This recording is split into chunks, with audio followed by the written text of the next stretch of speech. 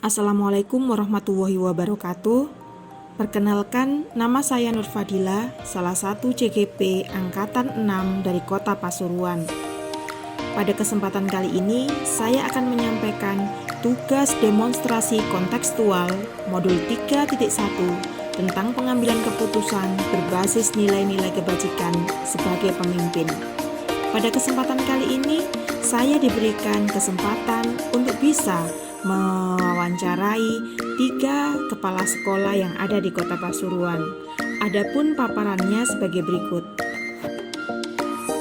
Pada narasumber pertama disampaikan bahwa permasalahan yang muncul selama ini di sekolah, utamanya untuk kasus dilema etika atau bujukan moral, seringkali diperoleh dari laporan guru, walas, wakil kepala sekolah, atau dari masyarakat.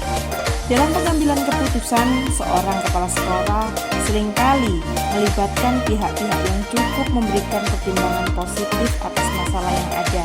Misalnya, guru senior, pengawas sekolah, dan wakil kepala sekolah. Kode etik sebagai guru serta regulasi yang ada menjadi tolak ukur dalam melihat dan menyikapi sebuah permasalahan dilema etika atau bujukan moral. Seorang kepala sekolah harus memiliki skala prioritas dalam memutuskan kapan masalah itu bisa diselesaikan dan siapa saja yang perlu dilibatkan dan bagaimana prosedur penyelesaian masalahnya.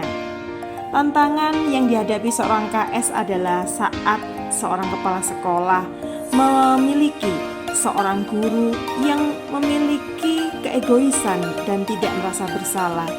Salah satu keterampilan yang wajib dimiliki oleh kepala sekolah adalah kemampuan dalam menyikapi masalah dan kapan, bagaimana masalah tersebut bisa diselesaikan. Analisis berdasarkan 4 paradigma, 3 prinsip pengambilan keputusan, dan 9 langkah pengujiannya. Dari hasil wawancara dengan narasumber 1, di sana saya melihat 2 paradigma yang digunakan oleh kepala sekolah, yakni rasa keadilan lawan rasa kasihan, jangka pendek lawan jangka panjang, di mana pandangan dari seorang kepala sekolah harus mampu melihat sosok keadilan itu dan bagaimana menyikapi rasa kasihan yang muncul. Kemudian jangka pendek melawan jangka panjang atas perubahan atau efek samping dari adanya masalah tersebut.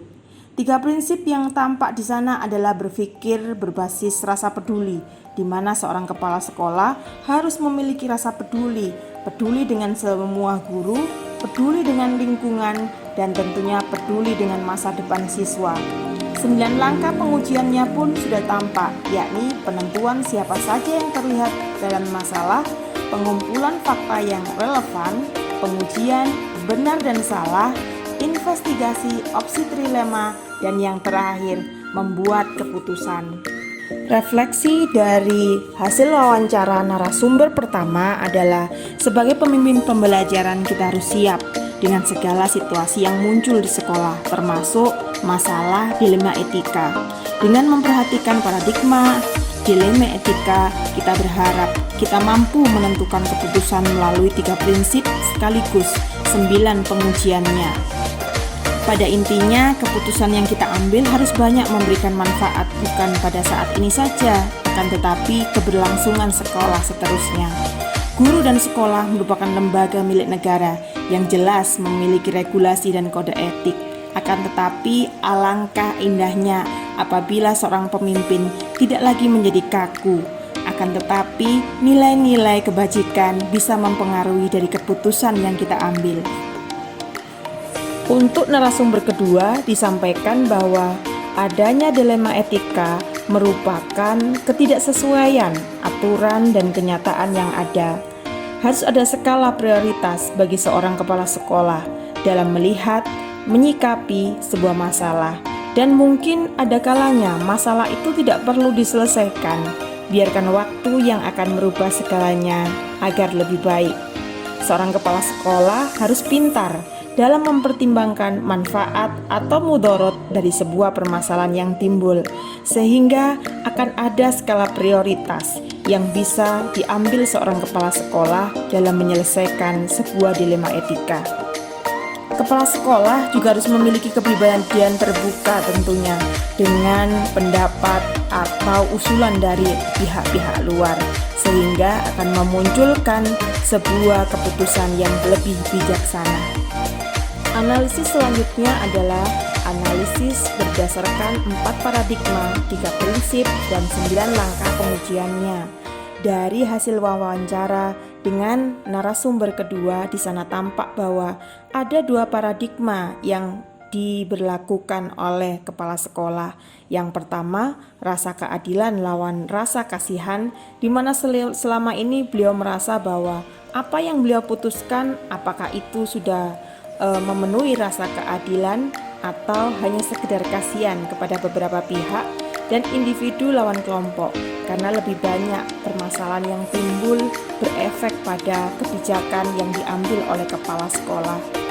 3 prinsip berpikir dari beliau adalah berpikir berbasis hasil akhir, seperti yang sudah disampaikan di awal bahwa beliau merasa setiap permasalahan tidak harus diselesaikan, akan tetapi kita cukup melihat hasil akhir yang akan ada.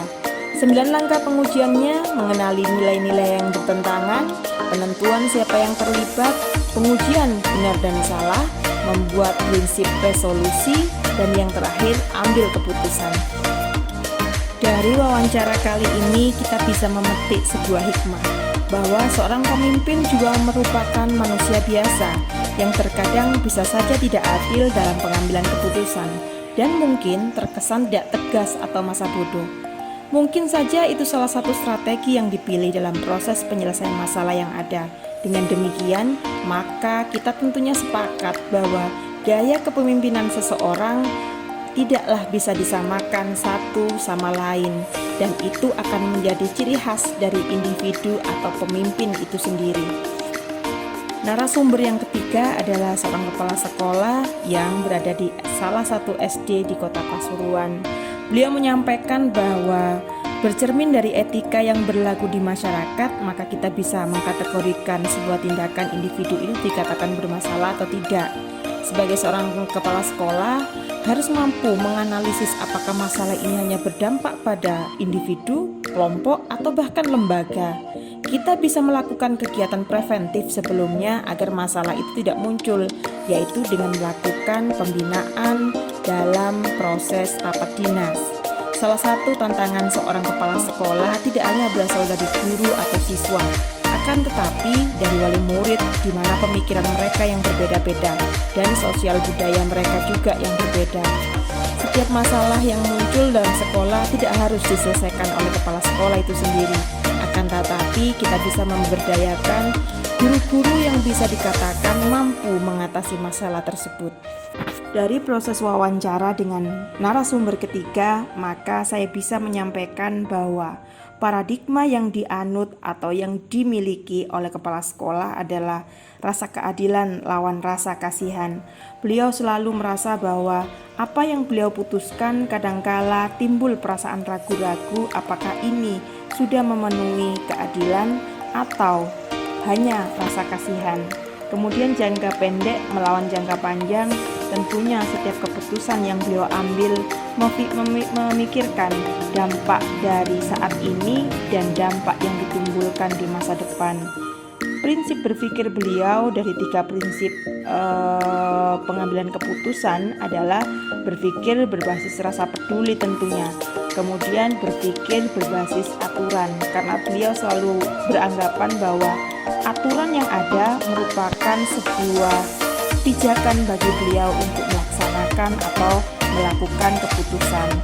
9 langkah pengujiannya: penentuan siapa saja yang terlibat dalam sebuah permasalahan, pengumpulan fakta yang relevan, pengujian benar dan salah, investigasi opsi dilema, dan buat keputusan. Hasil wawancara dengan narasumber ketiga dapat saya refleksikan sebagai berikut. Dalam menyelesaikan sebuah dilema etika, pastinya ada pihak-pihak yang merasa tidak puas dengan keputusan yang kita ambil. Akan tetapi dengan pertimbangan paradigma yang kita pilih dari sebuah masalah serta dengan memperhatikan 3 prinsip berpikir, maka paling tidak kita telah mengurangi resiko buruk yang ditimbulkan dari masalah tersebut. Hal ini tentunya bisa diuji dengan 9 langkah pengujian keputusan. Demikian tugas demonstrasi kontekstual untuk modul 3.1 sudah kami sampaikan.